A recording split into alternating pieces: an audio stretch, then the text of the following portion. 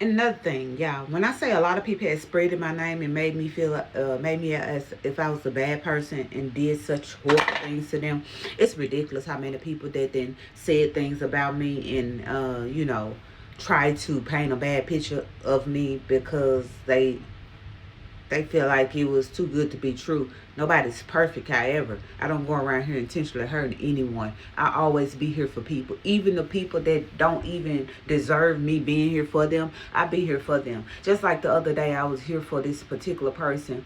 Like, always showing up for this person because nobody else ever does. And I found myself showing up for a person, constant showing up for a person, and then I found myself getting the shit end of the stick because this person is not appreciative to nobody. You can bend over backwards for this person. You can be on your last leg and you can give that person a lift on that last leg and they gonna still say it's not enough. So I realized on last week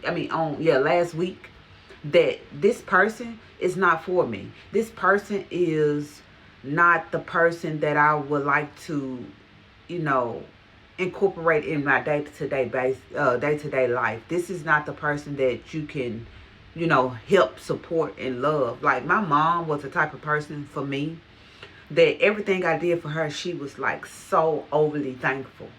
Like she was so thankful. I haven't met a person like that in my life since my mom passed away. She was so thankful for the very small things that I done for her, which made me like like exceed her expectations. Like I always wanted to see her smile, see her happy. I always wanted to because she was so down on herself. She was so like, if I say so myself, she was a miserable mom, but not miserable in her mommy. She was like always had to take care of kids, and she never, complained about that. But it was hard on her because she had a lot of us. Sometimes it was 9 to 10 of us in the house at one time, so it was a lot of us that she had to support and love. And she only thing she knew was cook, clean, and take care of her children. You know, and she always felt like she wasn't good enough. Every time she cooked food for my dad, it was too salty, it was too nasty, it was too this and too that. But then when she walked away and left him, he was like, oh, it was like, oh, I just want some of your cooking. I just want some of your food. But when he had it on a day-to-day basis, it was never good enough. It was always a complaint. It was always something that she didn't do right. And she got to the point where she just got tired. She got to the point where she just didn't want to go on anymore. Literally, she got to the point, and that's when I realized that, warfare was real. Like, what you call it? Witchcraft is real. And I'm not shaming nobody, downing nobody in this video. I'm just talking about what I knew, what my mom shared with me, and what we went through in life together to make us so strong. Like I remember one time before my grandmama passed away, she told my mom to go to this particular place, dig up this particular area, and find this jar. And in the jar had some hair, some blood, and a picture of my mom. No lie. Wouldn't even bring it up if it was a lie. And when my mom was living with my dad, I never forget how she was 300 pounds. She couldn't wear but top and bottom, same top and bottom jogging suits.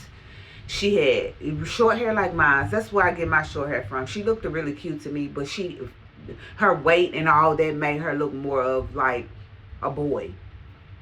And she didn't like that. She shared those things with me as a young girl because we was that close. We talked about things that in my life I didn't think that I supposed to knew at that time. But I was already grown when I was a kid. And my mama noticed that. She seen that. I already had the wisdom that I needed, that she was able to talk to me as a young kid. So when it took place with her, she had really bad psoriasis. Like she only can wear a hairstyle for a week because her psoriasis was this thick in her hair. And on her arms, the elbows, and her knees, full of psoriasis, y'all. When I say it was so bad, nothing couldn't help her. She going back and forth to the doctor, getting creams and pills and stuff trying to help her. And then my sister used to always do her hair. She always kept her hair done. Like, but she could only, like, she kept her hair like this, but when she felt like she wanted to get her hair done, she got extensions, and my sister did her extensions. Even my sister did her braids too, but she couldn't keep them but a week. She couldn't keep them but 1 week at a time, y'all. So When I say she always had her hair done, she'd have it done, and then she'd have to come take it out, and she'd have to let her scalp rest because it bleeds, and it was so thick. She used to have me so thick, y'all, like this. You could see it up under her hair. It was so thick. And I used to stretch it for her. She used to like me to get it clean, get it out. And I used to stretch it so much it used to bleed. But I was doing that for my mom, and I used to massage her hair and do her shampoo, let it sit, you know. I just try my best to get rid of it. It never left.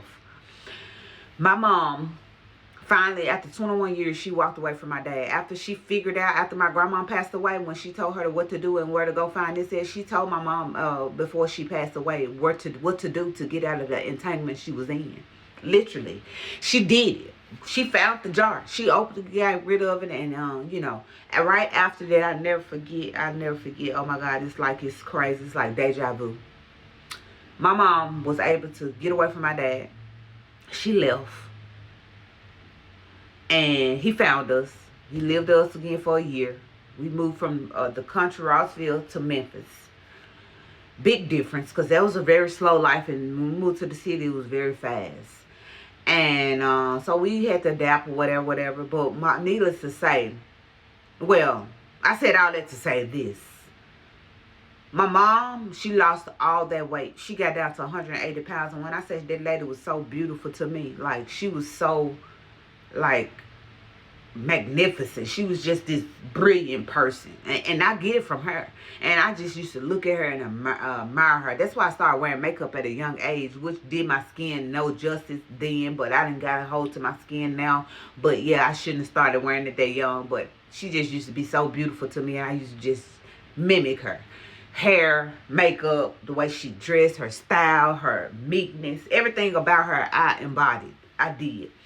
And she lost all that weight when my dad left. When she left my dad, she lost all that weight.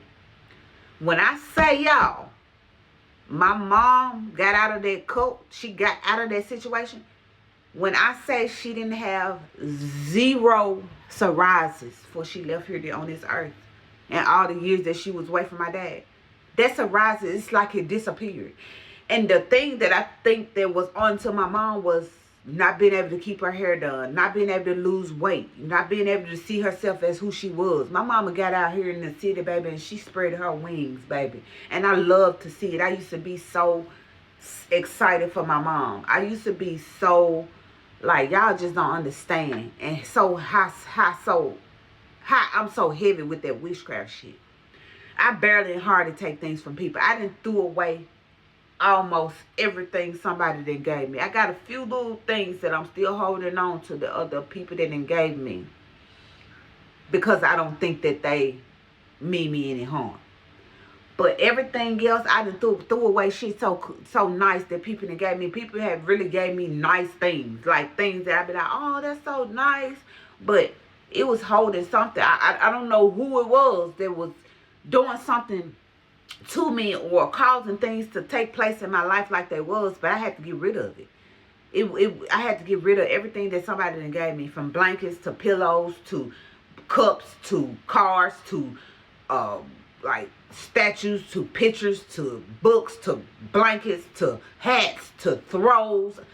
People done gave me a whole lot of things. Literally, and then when I thought about it after the fact, I was like, these people don't even like me. Especially when I went back to this one particular job. I went back to the doctor that I was really close with. I went to his funeral, and it was a few people there that I went to give a hug to that I didn't know I had a problem with or had a problem with me, and they was like, I was like, oh, I see.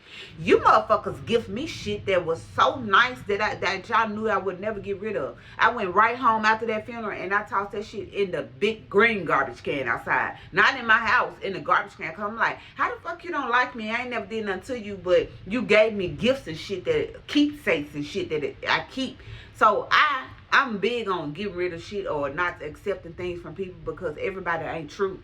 And when that happened to my mom, I knew then that shit was real life. Witchcraft is real. My dad had it on my mom. Take it how you want to take it. He put that on my mom. My mom flourished so much when she came up out that shit. It was crazy to watch. Like, what? Somebody really do that to you to keep you stagnant where they want you? That's